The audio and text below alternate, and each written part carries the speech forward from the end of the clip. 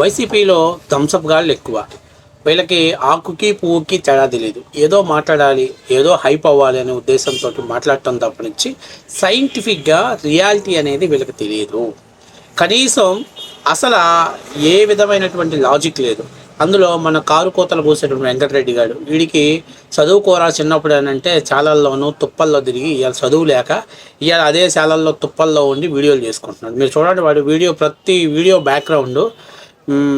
Background ఎక్కడో చూడాలంటే చాలా తుప్పల్లో కనపడుతుంది. ఎందుకంటే ఈ మధ్య ఎక్కడైనా జనావాసాల మధ్య వీడియోలు చేస్తే రఫ్ ఆడిచి పడేస్తున్నారు. అందుకని చెప్పేసి మనోడు ఊరికి చివర పోయి శాలల్లో కూర్చొని అక్కడ వీడియో తీస్తున్నాడు. సరే, ఇప్పుడు వాడు ఏం చెప్పాడంటే హిందాపూర్ డైరీకి హెరిటేజ్ సంస్థ ట్యాక్స్ చెల్లించింది కాబట్టి హిందాపూర్ డైరీ అనేది హెరిటేజ్కి సంబంధించిన డైరీ అని చెప్పి ఆరోపణ చేస్తున్నాడు. సరే, ఇప్పుడు వాడు ఏం మాట్లాడుతున్నాడో ఒకసారి చూసి, ఇలాంటి చదువులేని సన్నాసులంతా వైసీపీలో పెంచి పోషిస్తున్న జగన్మోహన్ రెడ్డి గారికి 11 సీట్లు అంటే 11 జట్టు సభ్యులతో ఒక మ్యాచ్ తయారు చేశాడు. రానున్న రోజుల్లో 5-6 ఒక ఫుట్బాల్ మ్యాచ్ని తయారు చేస్తాడు. ఎందుకంటే బేస్లెస్ ఆరోపణలు, కనీసం ఆధారాలు ఉన్నాయి ఎస్ అని నమ్మే విధంగా కూడా లేకుండా ఉండేటువంటి ఆరోపణలు చేయడంలో వైసీపీని మించిన వాళ్ళు ఎవరు లేరు. సరే, ఒకసారి మనం చూద్దాం మన కాల్మూరి వెంకటరెడ్డి గారు అంటే కోట్ర వెంకటరెడ్డి గారు ఏం మాట్లాడుతున్నాడో ఒకసారి చూద్దాం. హెరిటేజ్కి ఇందాపూర్కి ఉన్నటువంటి సంబంధం, అక్రమ సంబంధం సక్రమంగా మరొకసారి బయటపడింది. అదే హెరిటేజ్కి బొందాపూర్కి.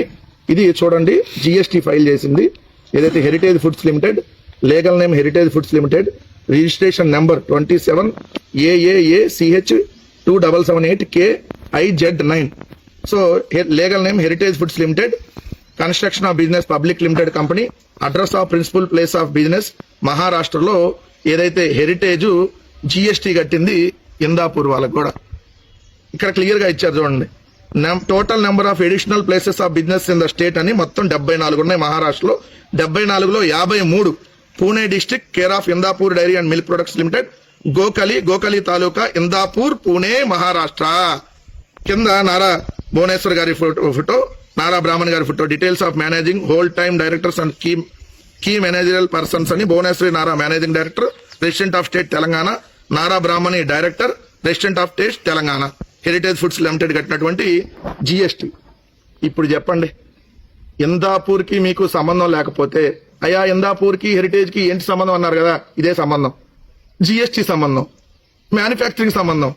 ఏదైతే అడ్డంగా దొరికిపోతారే భలే, ఇప్పుడు దొరికిపోయిన తర్వాత ఇప్పుడు పూజలు సంప్రోక్షణలు, ఇప్పుడైనా బూట్లు వేసుకోకుండా పూజలు చేయండి. చూసారుగా, ఈడి కడుపు మంట, ఈడి కన్నీళ్ళు, ఈడి ఏడుపు ఎందుకు, ఈ కారణం ఏంటి, అసలు ఏంటి వాడు మాట్లాడేది? ఇందాపూర్కి హెరిటేజ్ సంస్థ జిఎస్టీ కట్టింది అన్నాడు. అరే హౌలా, నీకు ఇంతకుముందు కూడా చెప్పాము, ఇందాపూర్ అనేది చాలా పెద్ద మ్యానుఫ్యాక్చరింగ్ కంపెనీ. ఈ కంపెనీ దగ్గర ఉత్పత్తి అయినటువంటి స్కిమ్డ్ మిల్క్ కావచ్చు, పన్నీర్ కావచ్చు, లేకపోతే ఇంకేదైనా పాల పౌడర్ కావచ్చు, మిగతా పదార్థాలు వెన్న కావచ్చు, లేకపోతే బటర్ కావచ్చు, వీటన్నిటినీ కూడా వాళ్ళు మ్యానుఫ్యాక్చర్ చేసినప్పుడు ఆ మ్యానుఫ్యాక్చర్స్ని మిగతా వాళ్ళు సేల్ చేస్తుంటారు. కాబట్టి ఇప్పుడు ఈయన ఏమంటున్నాడు, ఇందాపూర్కి జిఎస్టీలో ట్యాక్స్ కట్టారు అన్నాడు. ఎస్, హెరిటేజ్ సంస్థ ఒక లిస్టెడ్ కంపెనీ కాబట్టి వాళ్ళు ఎవరెవరికి ట్యాక్సులు పే చేస్తామో ఆ లిస్టు బయటకు తీస్తారు. ఇప్పుడు మీకు ఒక చిన్న ఉదాహరణ చెప్తా. మాది బట్టల షాపు.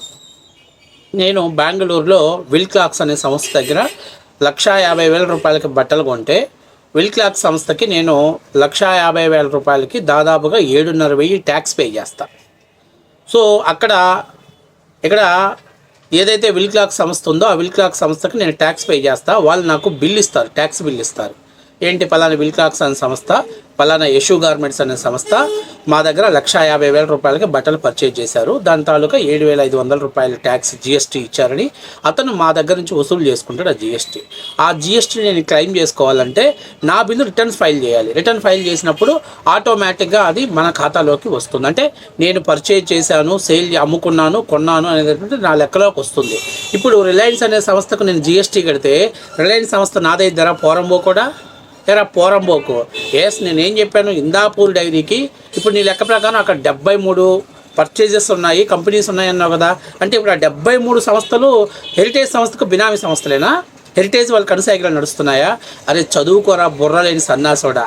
అరే ఏదో పిచ్చి పిచ్చిగా మీడియా ముందుకు వచ్చి పిచ్చి వాగుడు వాగడం తప్పనిచ్చి ట్యాక్స్ కట్టినంత మాత్రం ఆ కంపెనీ మందైపోతుందా? వాళ్ళ దగ్గర మనం ప్రొడక్ట్ పర్చేజ్ చేసాం, ఆ ప్రొడక్ట్కి గవర్నమెంట్ ట్యాక్స్ ఎంత ఉందో ఆ ట్యాక్స్ వీళ్ళు చెల్లించారు. ఆ చెల్లించిన దాన్ని వాళ్ళు జిఎస్టీలో ఫైల్ చేసుకున్న పలానా సంస్థకు మేము ఇంత చెల్లించామనేది జిఎస్టీ చూపించుకోవాలి. కాబట్టి వాళ్ళు జిఎస్టీలో పొందపరుస్తారు. దానికి అసలు ఏం మాట్లాడుతున్నావురా? ఇప్పుడు మీ భారతీయ సిమెంట్ ఉంది, నీకు అర్థమయ్యే భాషలో చెప్తా.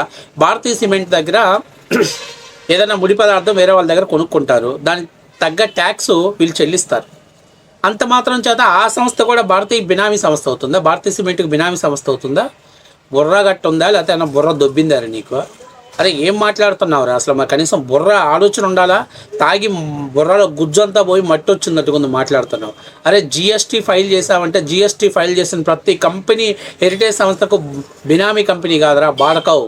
వాళ్ళ దగ్గర ఎంత కొన్నాం, ఆ కొన్న డబ్బులు ఎంత, దానికి ఎంత జిఎస్టీ కట్టాము, ఆ జిఎస్టీ మహారాష్ట్ర స్టేట్కి వెళ్ళింది. కాబట్టి అది వీళ్ళు జిఎస్టీ ఫైల్ చేసుకున్నప్పుడు ఆ జిఎస్టీ రుణాలను బేస్ చేసుకొని ఆ కంపెనీ, చిన్న కంపెనీలు అయితే బ్యాంకులు రుణాలు ఇస్తాయి, పెద్ద కంపెనీలు అయితే స్టాక్ ఎక్స్చేంజ్లో పెట్టుకునే అవకాశం కల్పిస్తారు. కాబట్టి వాళ్ళు మా సేల్ ఇంత ఉంది, మా పర్చేజ్ ఇంత ఉంది, మా సేల్ ఇంత ఉందని చూపించుకుంటారా?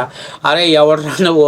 ఇది చిన్న లాజిక్ కూడా తెలియకుండా భలే వచ్చేసావు నువ్వు, మీడియా ముందుకు వచ్చి భలే మాట్లాడుతున్నావు. దేనికి రా అసలు? సంరక్షాలు ఎందుకు చేయాలి? లేకపోతే మెట్లు ఎందుకు కడగాలి? ఎందుకు యాగాలు చేయాలి? మీ భూమన కరుణాకర్ రెడ్డి అక్కడ పోయి తిరుపతిలో కూర్చొని దొంగ యాగాలు చేశాడు.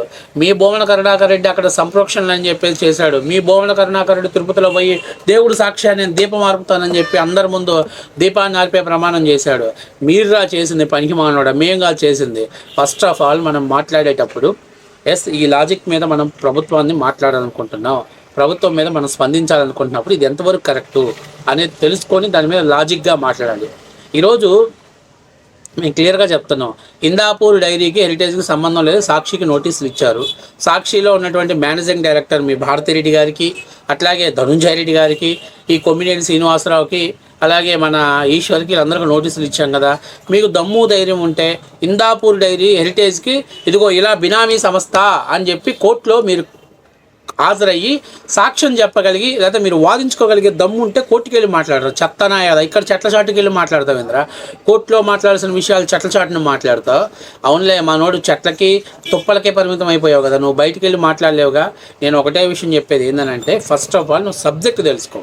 ఏదో ఒక వీడియో చేసి జమ్మటే మనం తాడేపల్లి ప్యాలెస్కి పెడితే ఒక 200 రూపాయలు డబ్బులు వేస్తే ఒక 150 రూపాయలు చీప్ లెక్కరు, 20 రూపాయలు వచ్చి కారం బూంది, ఒక 30 రూపాయలు సిగరెట్లు కొనుక్కుంటే ఈ రోజుకి మన టైం పాస్ అయిపోయింది అన్నట్లు కాకుండా ఫస్ట్ ఆఫ్ ఆల్ సబ్జెక్ట్ మీద ఫోకస్ చేయి. సబ్జెక్ట్ మీద ఫోకస్ చేయి. నేను ఇందాక మీకు చెప్పింది ఏంది, ఈరోజు కూడా హెరిటేజ్ సంస్థ ఎప్పటి నుంచో చెప్పింది, ఇందాపూర్ డైరీలో మేము చీజ్ కొంటున్నాం, సిమ్ముడి మిల్క్ కొంటున్నాం, కొన్ని ప్రొడక్ట్స్ మేము తీసుకుంటున్నాం, ఇందాపూర్ డైరీ మాకు నెయ్యి ఇవ్వలేదు, మేము ఇందాపూర్ డైరీకి నెయ్యి ఇవ్వలేదని చెప్పింది. అసలు ఇందాపూర్ డైరీ దగ్గర నుంచి వీళ్ళు పర్చేజ్ చేసుకోవడమే కానీ ఇందాపూర్ డైరీకి వీళ్ళు ఇచ్చే కెపాసిటీ లేదు. ఎందుకంటే ఇందాపూర్ డైరీ యొక్క కెపాసిటీ 50 లక్షల లీటర్లు. కాబట్టి నేను చెప్పేది ఏంటంటే ఫస్ట్ సబ్జెక్ట్ మీద ఫోకస్ చేయరా. పీత బుర్ర వేసుకొని ఊరికే మీడియా ముందుకు వచ్చే సొల్లు వాగుడు వాగటం కాదు. ఫస్ట్ సబ్జెక్ట్ మీద, నాలెడ్జ్ మీద ఫోకస్ చేసి అరే బాబు ఇది సిచ్యువేషను, ఇది అని చెప్తే ప్రజలు వినేటట్టు ఉంటారు. ఏదో మా అన్న చెప్పాడు, మనం ఒక ఎలిగేషన్ చేద్దాం, పోయి అన్న డబ్బులు ఇస్తాడు, పోయి కూర్చొని మందు తాగుదాం, వీటి మీద కాకుండా సబ్జెక్ట్ మీద ఫోకస్ పెట్టుకో. ఫస్ట్ లైఫ్లో బాగుపడతావు. నీకు చీటికి మాటికి ప్రతి విషయానికి వీడియో చేయమాక, చండాలంగా తయారవుతావు. అసలు సబ్జెక్ట్ లేని నాలెడ్జ్ లేని వెధవలా తయారవుతావు. జిఎస్టీ కడితే ఆ కంపెనీకి బినామీలు ఏంట్రా పనికి మానవుడు? అసలు ఏమైనా బుర్ర ఉందా నీకు? ఎక్కడ చదువుకుని వచ్చావురా నువ్వు? అసలు చదువుకున్నావు నువ్వు? చదువుకున్నాడువేనా నువ్వు? ఇందాపూర్ డైరీకి జిఎస్టీ కడితే ఇందాపూర్ డైరీ హెరిటేజ్దా? మరి నేను రిలయన్స్ విల్కాక్స్ కంపెనీ అనేటువంటి రిలయన్స్ లిమిటెడ్ వాళ్ళకి నేను వాళ్ళ దగ్గర బట్టలు కొన్ని ట్యాక్స్ కడతాను అంటే అది నా బినామీ సంస్థ.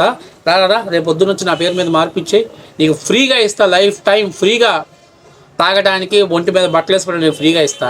అరే బుర్ర లేని లాజిక్లు మాట్లాడుతావు. నీ బుర్ర అయినా మోకాల్లో ఉందా లేదా తరికాలకు పోయిందా? సో ఇట్లాంటి బెప్పంగాళ్ళంతా రోజుకొకటి తయారవుతాడయ్యా, రోజుకొకటి తయారవుతాడు. జిఎస్టీ కడితే ఆ కంపెనీ వాళ్ళదేనంట, వాళ్ళ దగ్గర ప్రొడక్ట్ పర్చేజ్ చేస్తే దాని తాలూకా జిఎస్టీ ఫైల్ చేస్తారా పనికి మానవాడు? అది తెలుసుకో ఫస్ట్ నువ్వు.